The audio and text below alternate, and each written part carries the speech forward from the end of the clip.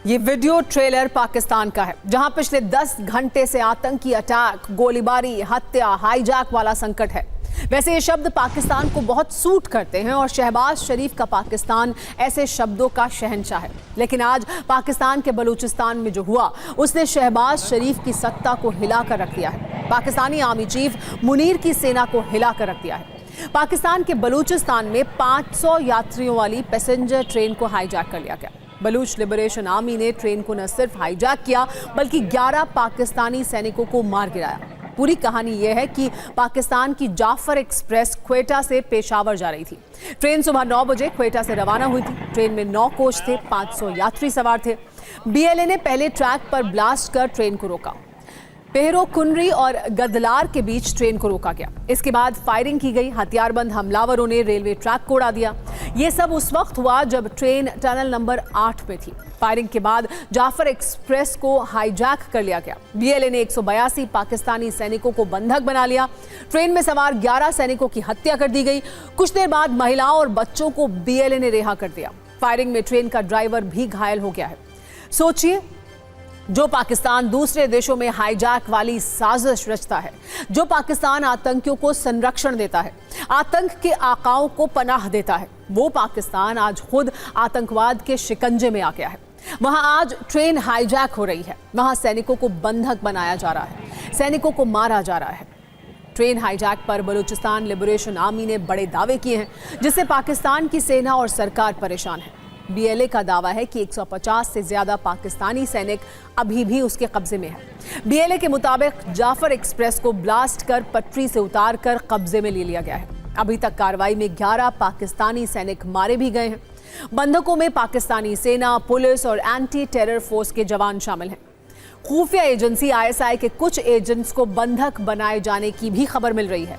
ये सभी बंधक सैनिक छुट्टी पर पाकिस्तान के पंजाब प्रांत जा रहे थे। बीएलए ने साफ धमकी दी है कि अगर सेना का कोई ऑपरेशन हुआ तो सभी बंधकों को मार दिया जाएगा।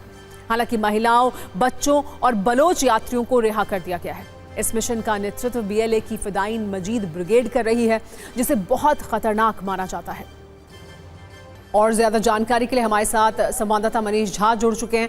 पाकिस्तान में इस वक्त क्या हो रहा है, मनीष, अगर आप हमें बताएं संक्षेप में।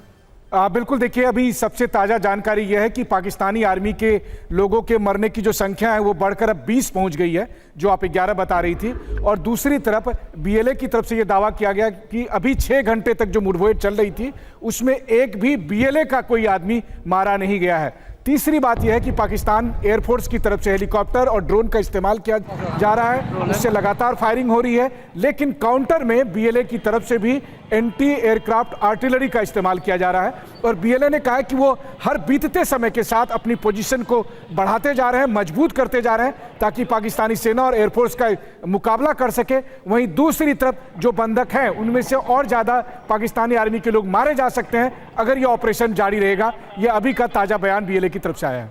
बहुत शुक्रिया मनीष इस तमाम जानकारी के लिए। लेकिन आपको बता दें कि जाफर एक्सप्रेस क्वेटा से पेशावर के बीच हर रोज चलती है। ये ट्रेन रोज 1632 किलोमीटर की यात्रा तय करती है, जिसमें 34 घंटे लगते हैं। लेकिन आज की यात्रा पर हाईजैक वाला ऐसा ग्रहण लगा कि पाकिस्तान की पूरी सत्ता सदमे में आ गई।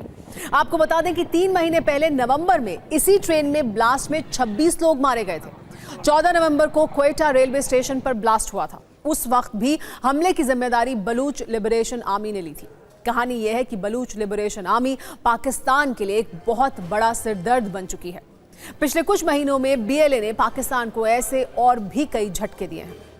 जिस बलूचिस्तान लिबरेशन आर्मी ने पाकिस्तान में ट्रेन को हाईजैक कर हाहाकार मचा दिया है, वो बलूचिस्तान के लोगों के हक की लड़ाई लड़ने का दावा करती है। बलूचिस्तान लिबरेशन आर्मी पाकिस्तान के बलूचिस्तान प्रांत में सक्रिय एक सशस्त्र विद्रोही संगठन है। ये संगठन बलूच राष्ट्रवाद को बढ़ावा देता है और पाकिस्तान से बलूचिस्तान की स्वतंत्रता की मांग करता है। बीएलए की स्थापना 1970 के दशक में हुई थी, लेकिन 2000 के दशक में इसकी धमक बढ़ी और ये संगठन ज्यादा सक्रिय हुआ। बीएलए बलूचिस्तान को पाकिस्तानी सरकार और चीन से मुक्ति दिलाना चाहता है। उनका मानना है कि बलूचिस्तान के संसाधनों पर उनका पहला हक है। पाकिस्तान सरकार ने बलूचिस्तान लिबरेशन आर्मी को 2007 में आतंकी संगठनों की सूची में शामिल किया था। पाकिस्तान के लिए पिछले कई वर्षों से बलूचिस्तान लिबरेशन आर्मी से निपट पाना मुश्किल हो रहा है। एक ट्रेन हाईजैक ने पाकिस्तान को हिला दिया है, तो भारत के उन कट्टरपंथियों की चर्चा भी खूब हो रही है जिन्होंने टीम इंडिया की जीत के बाद जश्न, खुशी और सौहार्द को हिंसा से हाईजैक कर लिया। कल हमने आपको इंदौर के महू में 9 मार्च को हुई हिंसा का पहला एपिसोड दिखाया था और ये सवाल किया था कि वो कौन लोग हैं जिन्होंने टीम इंडिया की जीत के जश्न पर नफरत के पत्थर फेंके, जिन्हें भारत की जीत रास नहीं आई। लेकिन आज इसके दूसरे एपिसोड में हम आपको 5 मिनट 40 सेकंड का वो वीडियो दिखाने जा रहे हैं जिसमें इन सवालों के जवाब मौजूद हैं। मुस्लिम पक्ष का दावा था कि जुलूस में शामिल लोगों ने मस्जिद पर पत्थर फेंके, सुतली बम फेंका और इसी से हिंसा भड़की। लेकिन ये स्क्रिप्ट 5 मिनट 40 सेकंड के इस वीडियो से मेल नहीं खाती, क्योंकि वीडियो के मुताबिक पहला हमला मस्जिद से निकली भीड़ की ओर से हुआ और इन लोगों को बाकायदा इशारा करके बुलाया गया। आज इसी वीडियो का एक एक फ्रेम हमने अपने न्यूज मित्रों के लिए डिकोड किया है।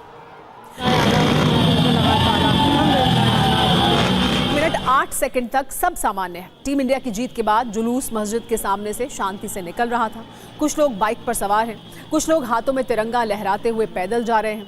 तभी 1 मिनट 11 सेकंड पर एक शख्स मस्जिद के पास जाता है और मस्जिद के बाहर जो छोटे बच्चे खड़े थे उन्हें अंदर जाने के लिए कहता है, ताकि अगर हिंसा हो तो बच्चों को नुकसान न हो। इसके बाद 1 मिनट 20 सेकंड पर यही शख्स मस्जिद में अंदर अपने हाथों से इशारा करता है और भीड़ को बाहर बुलाता है। वो लगातार हाथ हिलाते हुए मस्जिद में मौजूद लोगों को बाहर आने के लिए कहता है। इसके बाद 1 मिनट 24 सेकंड पर मस्जिद से बड़ी संख्या में भीड़ बाहर निकलती है, जुलूस की ओर बढ़ती जाती है। ये वो वक्त था जब जुलूस में शामिल ज्यादातर लोग मस्जिद के आगे से निकल चुके थे। लेकिन तभी वीडियो में 1 मिनट 28 सेकंड पर यह दिखता है कि कैसे मस्जिद से आए लोग अचानक जुलूस पर टूट पड़ते हैं और इसी के बाद इंदौर के महू में हिंसा की शुरुआत होती है। यानी मस्जिद पर पत्थर फेंकने के जो आरोप जुलूस में शामिल लोगों पर लगाए गए थे वो इस वीडियो के हिसाब से फिट नहीं हो रहे हैं। और अब बड़ी खबर यह है कि इस वीडियो को पुलिस ने भी अपने संज्ञान में ले लिया है। इंदौर हिंसा को लेकर जो एफआईआर दर्ज की गई है उसमें भी ये दावा किया गया है कि सब कुछ सुनियोजित साजिश के तहत किया गया और इसकी स्क्रिप्ट पहले ही लिखी गई थी। जो एफआईआर दर्ज कराई गई है उसके अनुसार हिंसा की प्लानिंग पहले से ही की गई थी। इस इलाके में मौजूद लोगों ने पहले से ही ईंट पत्थर इकट्ठा करके रख लिए थे। एफआईआर के अनुसार भीड़ चिल्ला रही थी कि आज इनका इलाज कर देंगे। इसी दौरान जुलूस पर हमला करने वाली भीड़ ने कहा, हिंदुओं तुम सब चिल्ला चिल्ला कर जश्न मनाओगे, और आरोपों के अनुसार ये सब कहते हुए हिंदुओं को गालियां दी जा रही थी। एफआईआर में यह भी दावा किया गया है कि जब गालियां देने से रोका गया तो लोगों ने पत्थरबाजी शुरू कर दी और जुलूस में लोगों पर हमला कर दिया। ये एक एक शब्द एफआईआर में दर्ज है और वही हम आपको बता रहे हैं। अब आपको 5 मिनट 40 सेकंड का ये वीडियो पूरी कहानी बता रहा है।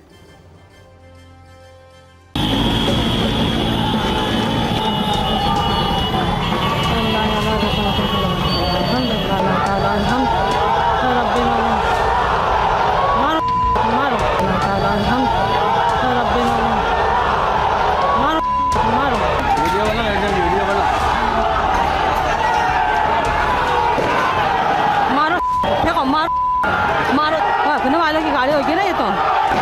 अरे बाप रे बाप, मारो मारो मारो तोड़ दो दावे,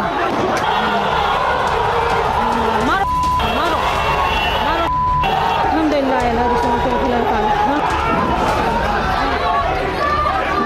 वीडियो बना उधर की वीडियो बना। अब सवाल यह है कि 5 मिनट 40 सेकंड के इस वीडियो ने उन आरोपों की पोल खोल दी है जो हिंदू पक्ष और जुलूस में शामिल लोगों पर लगाए गए थे। क्योंकि मुस्लिम पक्ष का आरोप है कि पथराव हिंदू पक्ष ने किया, जबकि वीडियो में यह दिख रहा है कि हमला मस्जिद से निकले लोगों ने किया। मुस्लिम पक्ष के आरोप हैं कि मस्जिद पर सुतली बम फेंका गया, जबकि वीडियो में यह दिख रहा है कि जुलूस शांति से जा रहा था, कोई बम नहीं फेंका गया। मुस्लिम पक्ष के अनुसार हिंदू पक्ष के लोगों ने मस्जिद पर पत्थरबाजी की, जबकि वीडियो के अनुसार ऐसा कुछ भी नहीं हुआ। मुस्लिम पक्ष का आरोप है कि मस्जिद के सामने खड़े होकर नारेबाजी की गई, जबकि वीडियो में दिख रहा है कि जुलूस का कोई भी शख्स मस्जिद के आगे नहीं रुका। ये दावा भी किया गया था कि मस्जिद से हमला नहीं किया गया, जबकि वीडियो में ये दिख रहा है कि मस्जिद से भीड़ निकली और जुलूस पर टूट पड़ी। इसी तरह मुस्लिम पक्ष के अनुसार नमाज पूरी करके सब बाहर निकल रहे थे, जबकि वीडियो में ये दिख रहा है कि हाथ से इशारा करके लोगों को बुलाया गया। पुलिस ने इस केस में 12 उपद्रवियों को गिरफ्तार किया है, जबकि 17 आरोपी नामजद किए गए हैं, जिनके नाम एफआईआर में शामिल हैं और जो हम आपको इस वक्त दिखा भी रहे हैं। पुलिस ने कहा है कि हिंसा करने वाले किसी भी दोषी को किसी भी हालत में बख्शा नहीं जाएगा।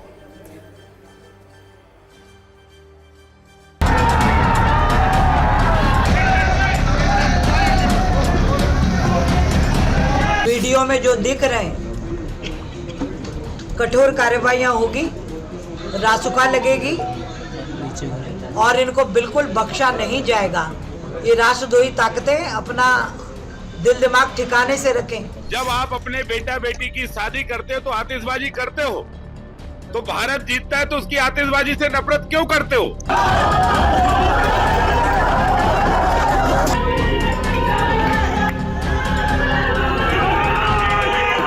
इंडिया में जीती थी, इसी कारण रैली निकली थी। ये इन्होंने पत्थर वेला करे और इन्होंने पत्थर बरसाना शुरू करे। ये मस्जिदों पे वेला हो गए थे पहले से ही मून बना के कि हमको पत्थर फेंकने हैं, और इन्होंने पत्थर फेंके। इस बात पे विवाद है। या मंदिरों में आग लगा दी, या गाड़ियों में आग लगा दी। मतलब ये पुलिस प्रशासन यहीं पर ही खड़ी थी, कुछ भी किसी ने जुलूस निकला था इंडिया जीत का, उसका घेर के पथराव किया उन्होंने, मंदिर को टारगेट बनाया, 3-4 गाड़ी में आग लगा दी था, इधर भी गाड़ी में आग लगाई, कैमरा तोड़ दिया उन्होंने। सत्ता में अब बात इंटरनेशनल सत्ता में पिछले 24 घंटों से हो रही बड़ी हलचल की, जिसमें शांति वार्ता वाली मीटिंग भी है और युद्ध वाले शोले भी हैं। आपको 3 देश, 3 नेता और 3 बड़ी खबर वाली कुंजी दिखाते हैं। अमेरिका के राष्ट्रपति ट्रंप से कूटनीतिक क्लास लगने के बाद जेलेंस्की अब मीटिंग और सेटिंग वाले मूड में है। पहले यूरोपीय देशों के साथ मंथन किया, अब वो सऊदी अरब में है। सऊदी अरब के क्राउन प्रिंस मोहम्मद बिन सलमान से वो मुलाकात भी कर चुके हैं। सोमवार को जेलेंस्की सऊदी अरब में क्राउन प्रिंस से शांति और समझौते वाली मीटिंग कर रहे थे। उधर रूस में यूक्रेन की ओर से सबसे बड़ा ड्रोन अटैक किया गया। 500 ड्रोन से रूस के 10 शहरों पर हमला किया गया। रूस की राजधानी पर यह हमला पुतिन के लिए किसी बड़े सेटबैक से कम नहीं है।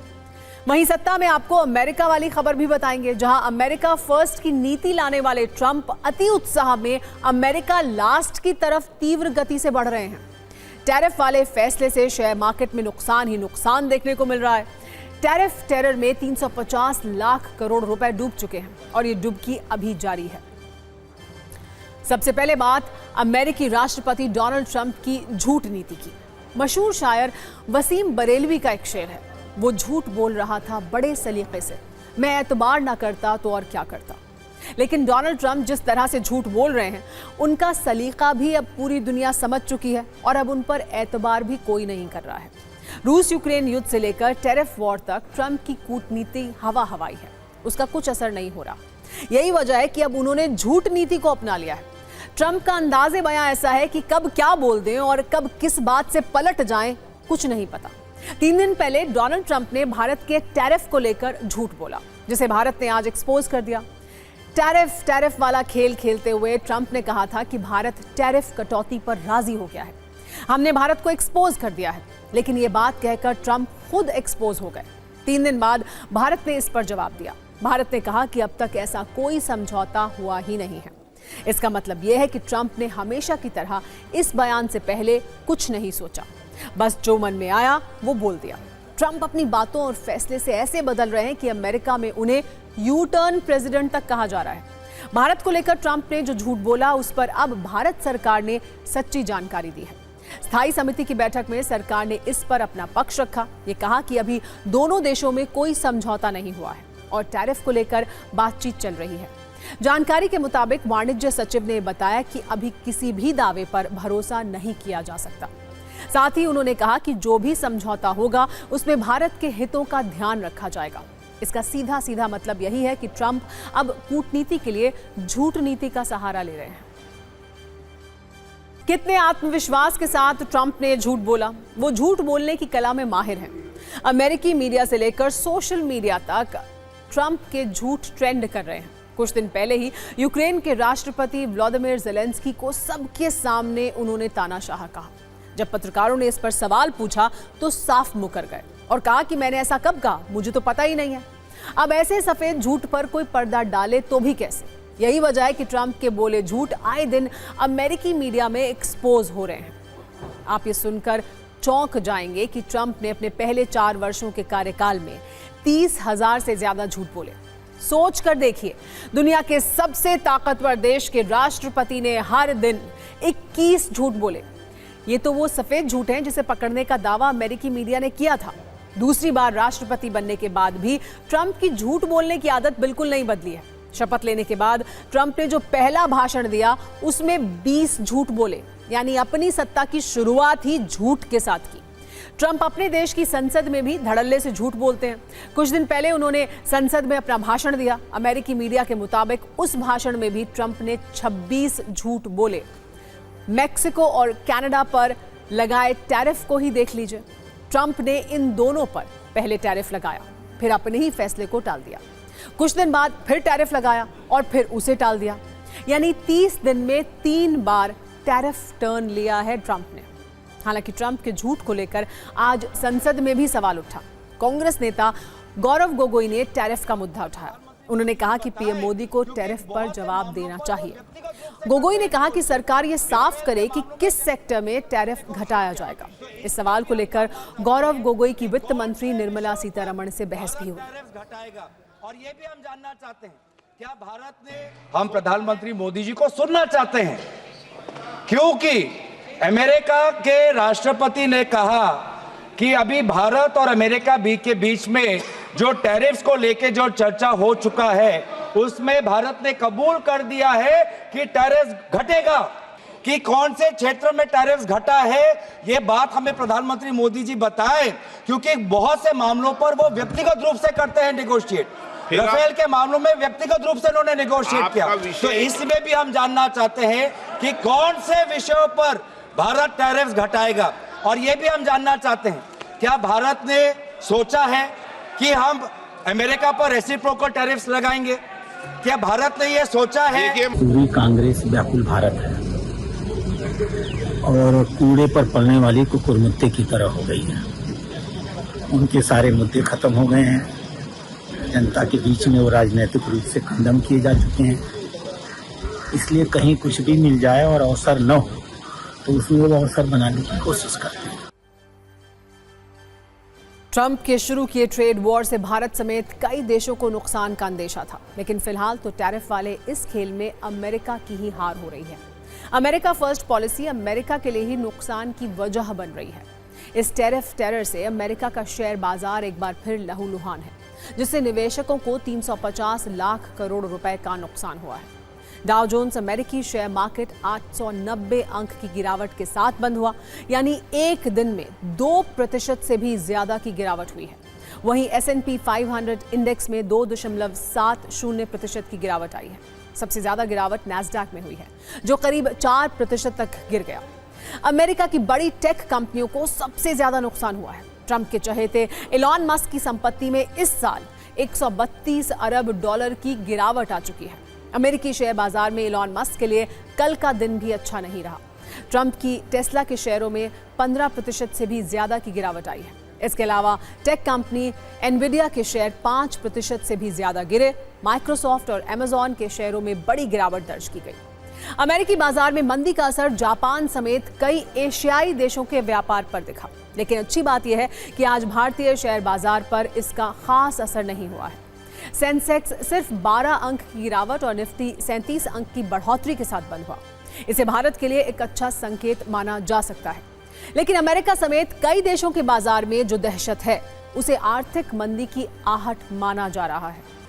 और अब बात यूक्रेन के राष्ट्रपति ज़ेलेंस्की की, जिनका मिशन समर्थन और भ्रमण कार्यक्रम जारी है। अमेरिकी आघात से आहत ज़ेलेंस्की यूरोप के बाद सऊदी अरब पहुंचे हैं। ज़ेलेंस्की के मिशन समर्थन को 3 तारीख, 3 देश और 3 मीटिंग से समझते हैं। शुरुआत होती है 28 फरवरी से, जब वॉशिंगटन में ज़ेलेंस्की की क्लास लगी थी। ट्रंप ने यूक्रेन के राष्ट्रपति को अपने घर बुलाकर बेइज्जत किया था। इसके अगले ही दिन वो लंदन गए। 1 मार्च को ब्रिटेन के प्रधानमंत्री से मुलाकात की। 2 मार्च को यूरोपीय देशों के साथ समर्थन पर मंथन किया। अब 10 मार्च को वो सऊदी अरब पहुंचे हैं। वैसे तो वो शांति की बात कर रहे हैं, लेकिन अंदर की खबर यह है कि वो सऊदी अरब से समर्थन मांग रहे हैं। जेलेंस्की की सऊदी अरब वाली मीटिंग की असली कहानी ये है। एक तरफ सऊदी अरब में जेलेंस्की मीटिंग कर रहे हैं, उधर रूस यूक्रेन युद्ध में ड्रोन वाले बारूदी शोले भड़क रहे हैं। रूस में 500 ड्रोन से हमला किया गया। क्राउन प्रिंस से मुलाकात के बाद जेलेंस्की ने कहा कि युद्ध रोकने पर चर्चा हुई, लेकिन लगता है कि इस चर्चा और इस पेशकश का असर यूक्रेन की सेना पर नहीं दिखा है। रूस के रिहायशी इलाकों में ड्रोन से हमले किए गए हैं। रूस के 10 शहरों में ड्रोन अटैक किया गया है। सवाल यही है कि क्या सऊदी की मध्यस्थता से शांति का रास्ता निकलेगा? क्या जेलेंस्की सही मायने में शांति चाहते हैं? आखिर जेलेंस्की के मन में क्या है? इस पूरी कहानी में अमेरिका वाला पक्ष भी आपको जानना चाहिए। सऊदी अरब के जद्दा में आज अमेरिकी विदेश मंत्री के साथ मीटिंग हो रही है, लेकिन जेलेंस्की इस बैठक में नहीं है। उन्होंने पहले ही अमेरिका के साथ होने वाली इस बैठक में शामिल होने से इनकार कर दिया था। रूस भी जद्दा की बैठक में सीधे शामिल नहीं है। हालांकि अमेरिका और यूक्रेन के अधिकारियों के साथ मीटिंग हुई है। अमेरिकी टीम को विदेश मंत्री रूबियो लीड कर रहे हैं। सत्ता में अब उस प्रदूषण की बात करते हैं जो आज काफी ट्रेंडिंग है। भारत को 2 तरीके के प्रदूषण ने घेर लिया है। पहला प्रदूषण हवा में घुला हुआ जहर है, जिससे सांस लेना मुश्किल हो रहा है और ये धीरे धीरे प्रदूषण हमारे फेफड़ों को खोखला कर रहा है। संकट यह है कि दुनिया के 20 शहरों में 13 सबसे प्रदूषित शहर भारत में है। दूसरा प्रदूषण हमारे देश के कुछ नेताओं के दिमाग में है, जिनकी जहरीली बातों के कारण समाज में जहर घुल रहा है और समाज जहरीला होता जा रहा है। इतना जहरीला कि होली के बहाने कुछ नेता मुसलमानों को टारगेट कर रहे हैं। सत्ता में हमने इन दोनों प्रदूषणों पर विस्तृत कुंजी तैयार की है। पहले कुछ नेताओं के जहरीले बोल पर बात करते हैं। यूपी में बिहार तक 3 नेताओं के बयानों ने होली में रंग घोलने की जगह जहर घोलने का काम किया है। इनमें पहला नाम है यूपी से बीजेपी विधायक केतकी सिंह का। उन्होंने मांग की है मेडिकल कॉलेज में मुसलमानों की एंट्री बैन कर दी जाए और उनके लिए अलग वार्ड बनाए जाएं। जबकि इन्हीं की सरकार में एक राज्य मंत्री हैं रघुराज सिंह। उन्होंने तो ये कह दिया है कि मुसलमानों को होली पर त्रिपाल वाला हिजाब पहनकर घर से बाहर निकलना चाहिए ताकि उन्हें रंग ना लगे। सबसे पहले केतकी सिंह की बात करते हैं। केतकी सिंह बलिया से बीजेपी की विधायक हैं। उनके दिमाग में मुसलमानों के लिए कैसी सोच है, ये कितना खतरनाक है, ये समझिए। इनके हिसाब से अगर मुसलमानों के लिए अलग वार्ड बने तो दूसरे धर्मों के लोगों के लिए भी अलग से वार्ड होंगे और फिर अस्पताल का बोर्ड कुछ ऐसा दिखेगा जिसमें लिखा होगा हिंदू वार्ड, मुस्लिम वार्ड, ईसाई ward, Sikh ward, emergency ward. अस्पताल के बाहर कुछ ऐसी तस्वीर होगी और तो और जिस धर्म के मरीज हैं उस धर्म के डॉक्टर की भी फिर मांग होगी। केतकी सिंह को समझना होगा कि वो विधायक हैं। वो सड़क पर धार्मिक मुद्दों पर मुर्गे नहीं लड़ा रही हैं कि कुछ भी मांग कर देंगी। उन्हें यह समझना होगा कि भारत का संविधान धर्म, लिंग और भाषा के आधार पर कोई भेदभाव नहीं करता है। इसलिए मुसलमानों के लिए अलग वार्ड बनाने की उनकी मांग न सिर्फ संविधान विरोधी है बल्कि प्रधानमंत्री मोदी के सबका साथ सबका विकास के नारे के खिलाफ भी है। इसके बाद बात करते हैं राज्य मंत्री रघुराज सिंह की। मुस्लिम होली खेलें या ना खेलें, रंग लगाएं या इससे कैसे बचें, ये मंत्री जी के अधिकार क्षेत्र में नहीं है। उन्होंने सबके साथ समान व्यवहार की शपथ ली है, उन्हें उस पर ध्यान देना चाहिए। वैसे इस मामले में राजनीति खूब हो रही है। समाजवादी पार्टी बीजेपी पर समाज में जहर फैलाने का आरोप लगा रही है। सतयुग से चली आ रही है, सतयुग होली सनातन धर्म की बहुसंख्यक की आस्था का विषय है। जब होली होती है तो उनको दिक्कत, रामनवमी होती है तो उनको दिक्कत, दुर्गा पूजा होती है तो उनको दिक्कत। तो होली सनातनियों का बहुत बड़ा पर्व है, साल में एक बार ही आता है। तो इसलिए मैं यही कहूँगा आपके माध्यम से कि जैसे मस्जिद को त्रिपाल से ढकते हैं ऐसे ही इनकी महिलाएं भी हिजाब पहनती है और त्रिपाल का हिजाब ये लोग बनवा लें, उससे आराम से उनकी टोपी गीली नहीं होगी, कहीं भी आ जा सकते। जो व्यक्ति का नाम लिया कोई इनको जानता नहीं, गुमनामी के अंधेरों से निकलने के लिए इस तरह के बयान शायद भारतीय जनता पार्टी की सरकार में ऐसे बयानों को इनकरेज भी किया जाता है और एक तवज्जो भी दी जाती है। ऐसे व्यक्ति पर तुरंत मुकदमा दायर करना चाहिए कि अशांति फैला रहे हैं, समाज में लोगों को उकसा रहे हैं और भावनाओं को भड़का करके उसका दुष्प्रयोग कर रहे हैं। ये तो मुसलमानों को तय करना है ना, क्योंकि भाई जब होली होती है तो उनको दिक्कत, रामनवमी होती है तो उनको दिक्कत, दुर्गा पूजा होती है तो उनको दिक्कत, तो हम लोग के साथ इलाज कराने में भी हो सकता है उनको कोई दिक्कत हो।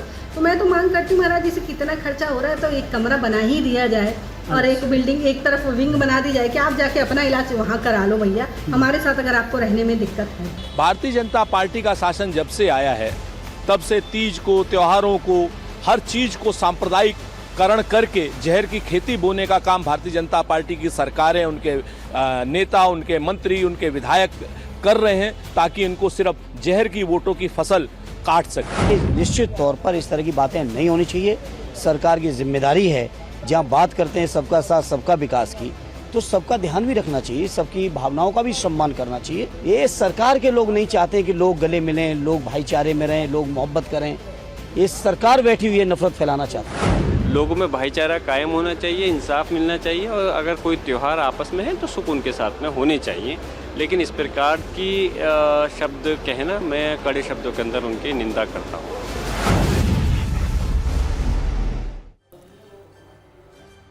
वैसे जहरीले बयान देने में सिर्फ यूपी के विधायक और मंत्री जी कुख्यात नहीं हो रहे हैं, बल्कि बिहार बीजेपी के भी एक विधायक हैं।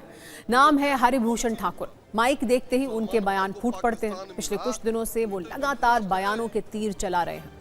6 मार्च को उन्होंने कहा था कि बख्तियारपुर का नाम बदलकर नीतीश नगर कर देना चाहिए। 10 मार्च को उन्होंने कहा कि मुसलमानों को होली से परेशानी है तो उन्हें घर से बाहर नहीं निकलना चाहिए।